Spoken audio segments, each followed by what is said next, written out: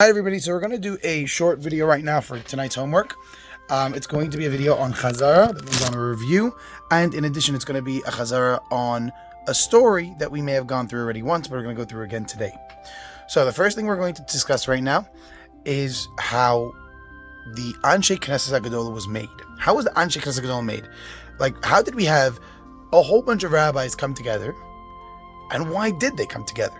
We learned Pirkei Avot today. We learned it with our counselors. But why did they go ahead, and why did they just decide, you know what, we're going to make a big group of rabbis? And also, what was the point? Who cares? Why would we need a whole big group of rabbis? What did they do? So there's a very special reason and a very important reason why we have them. You see, at this time, it was after the story of Purim. I think everybody here probably knows the story of Purim. But to recap, the Persian King Ahasuerus, tried to kill the Jewish people together with Haman of Russia, his evil advisor, and Hashem saved us through Esther and through Mordechai. Now, after this story, the Jewish people returned to the land of Eretz Yisrael. Not everybody, but many people do. A lot of people do, but not everybody, not even close. Now, here's the fascinating thing. One man comes back, his name is Ezra HaSofer, Ezra the scribe.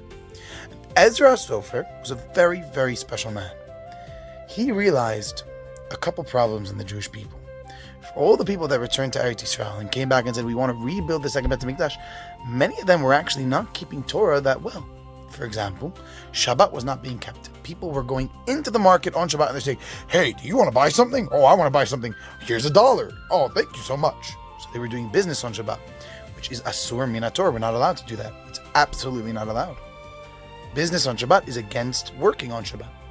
So Ezra actually went to the middle of the marketplace, as we learned in camp, and he cried in front of the Jewish people, and he told them, you're not keeping the laws of Shabbat. And he explained to them what they're doing that's wrong. He didn't scream or yell at them, but he talked to them.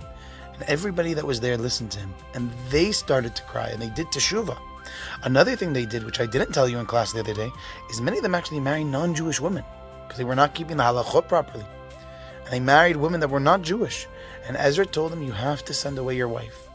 If the wife is not Jewish, you have to divorce her and tell her to go back to her Abba.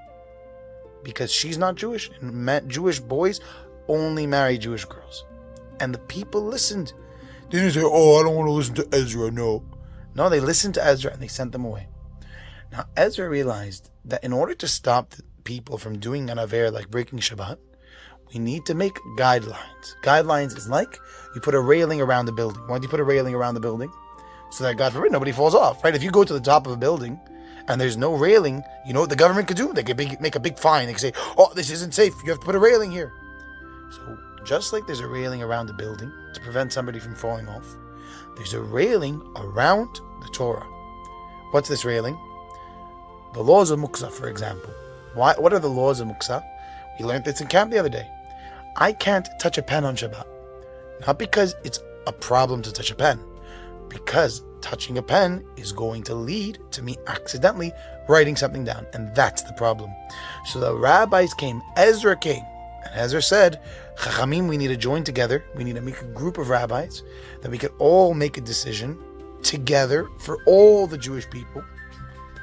And that's why there was many rabbis. There wasn't one or two rabbis, it was 120 rabbis. Remember that number, I'm going to ask it tomorrow in class. But 120 rabbis came, and what did they do? They came up with these halachot, these laws that went in place to protect us from not breaking Shabbat. So you can't pick up a hammer because you don't want to bang in a nail. You can't pick up a screwdriver. You might tighten a screw on Shabbat, which is asur.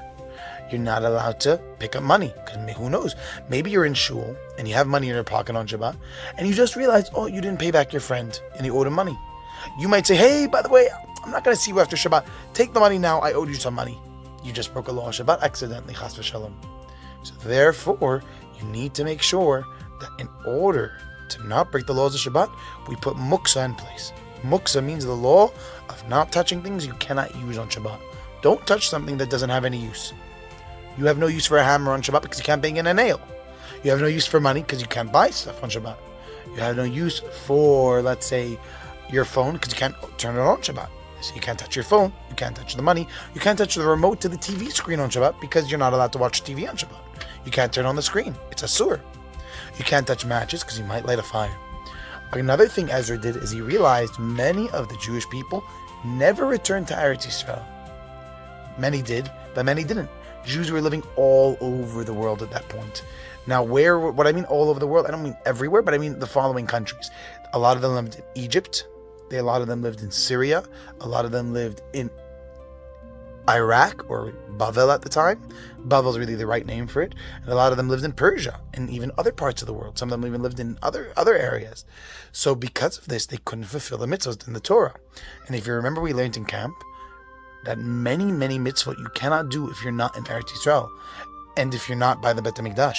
So even though they rebuilt the second Bet HaMikdash and they put it back together and they rebuilt it in the times of Ezra in Yerushalayim, it didn't make a difference because many Jews wouldn't be there and they would not be able to go ahead and do what? Fulfill these mitzvot. We learned that without the Bet HaMikdash, without being in Eretz Yisrael, anywhere between 300 to even more than that you cannot fulfill. 300 mitzvot out of the 613 you can't do. Remember those numbers. Don't forget those numbers. So all of this is coming. I'm telling you all this, why? Because Ezra created the Anshi Keneset Hagedolah with 120 chachamim, rabbis. Let's go through some of those rabbis, because you're going to learn about them in camp tomorrow as well, when you learn Pirkei Avot with your counselor.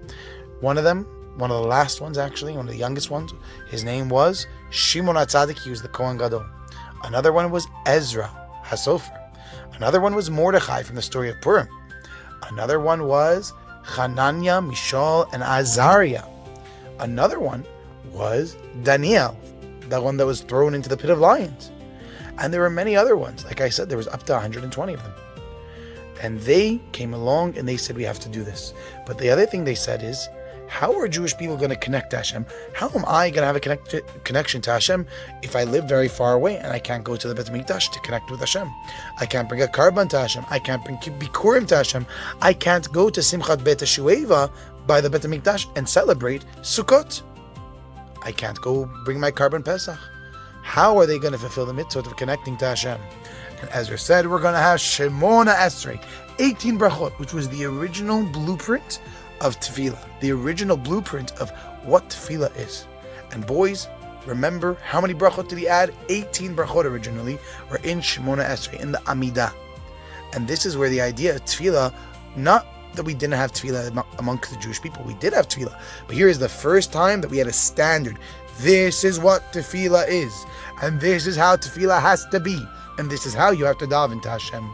And that's what you learned in camp with the older boys, how you have to take 3 steps back and 3 steps forward, put your feet together, and it's different for Chabad or for Sephardim, how we take our 3 steps forward and how we take them back. And also how we bow down. Everybody have a wonderful night. You get 3 points if you sign it or if you leave a comment on the video. And also there might be a test at the end of the video that you could take.